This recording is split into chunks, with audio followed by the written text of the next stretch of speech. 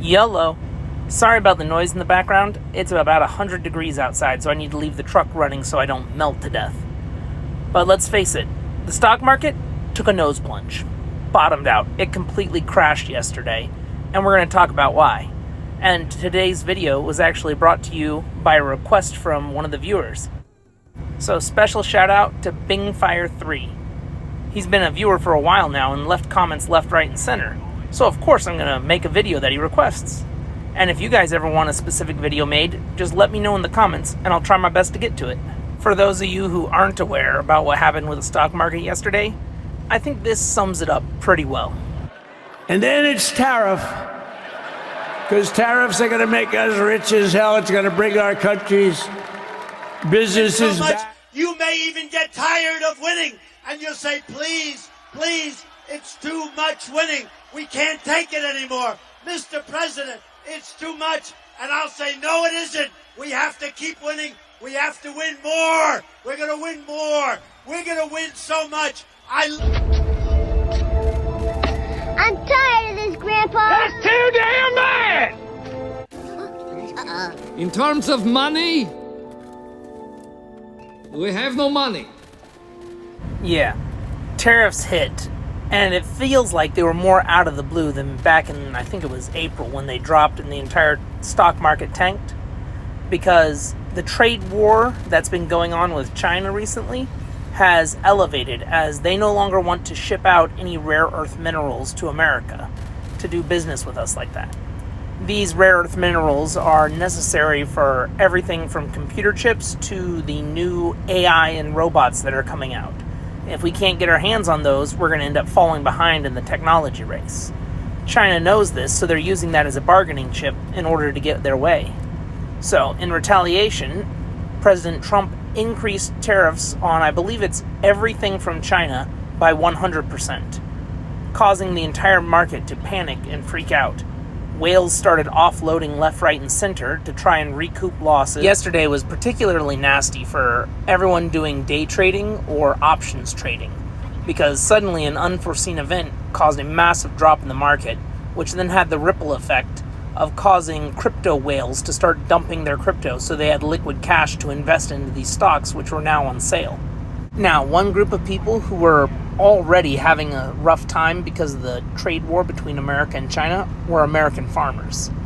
See, the increased tariffs from January till now and the growing hostility in the trade war has caused China to reduce or eliminate all their soybean purchases from America. And there are a lot of farmers who were only growing soybeans so that they could sell them to China. Now, those soybeans aren't being bought. The farmers are struggling. Now more tariffs are coming on. There are going to be more areas where it's going to be a tit-for-tat scenario until they come to an amicable understanding on what we can and cannot trade. Now, another thing that's made it a double whammy for farmers is John Deere increased the prices for all their tractors.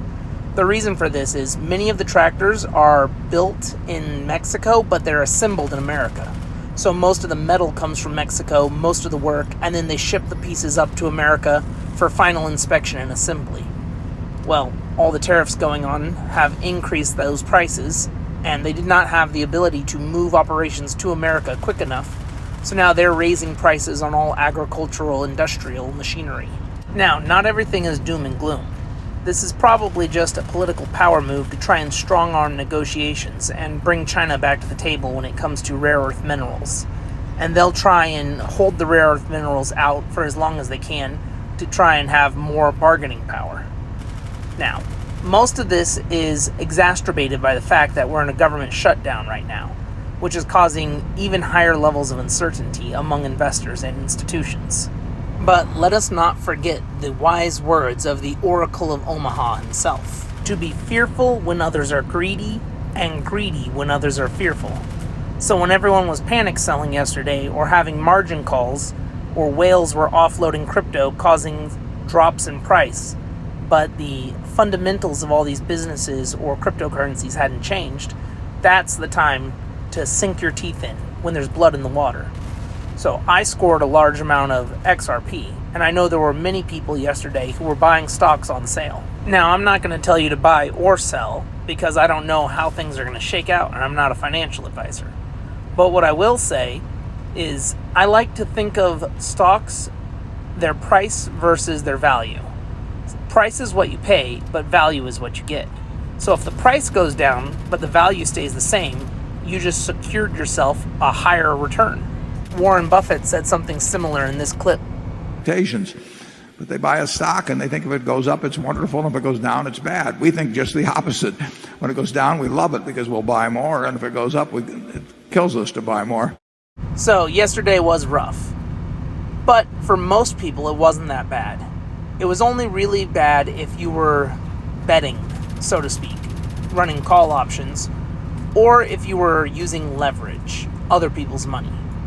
These are two high-risk strategies, and one of the risks is everything could explode in your face.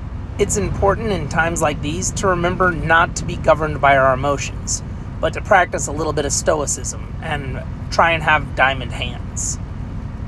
Everyone who panicked and sold yesterday secured themselves guaranteed losses.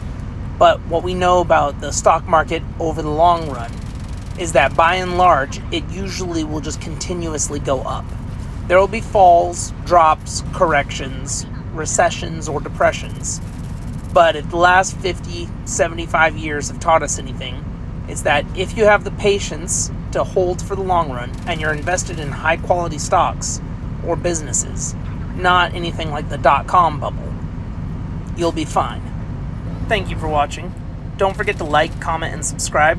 Trying to hit 1,000 subscribers, so every single one of you is greatly appreciated.